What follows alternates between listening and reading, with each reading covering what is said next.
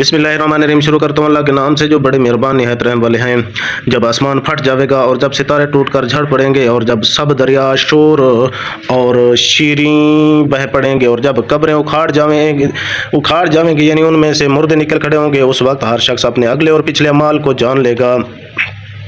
اے انسان، تجھ کو کس چیز نے تیرے ایسے رب کریم کے ساتھ بھول میں ڈال رکھا ہے جس نے تجھ کو انسان بنایا، پھر تیرے آزاد درست کیے، پھر تجھ کو مناسب اعتدال پر بنایا اور جس صورت میں چاہا تجھ کو ترکیب دے دیا، اور سب امور کا مقتضا یہ ہے کہ تم کو ہرگز مغرور نہیں ہونا چاہیے، مگر تم باز نہیں آتے بلکہ تم اس وجہ سے دھوکہ میں پڑ گئے ہو کہ تم جزا و سزا ہی کو جھٹلاتے ہو، اور تم پر تمہارے سب اعمال یاد رکھنے والے معزز لکھنے والے مقرر ہیں جو تمہارے سب افعال کو جانتے ہیں۔ نیک لوگ بے شک آسائش میں ہوں گے اور بدکار یعنی کافر لوگ بے شک دوزخ میں ہوں گے،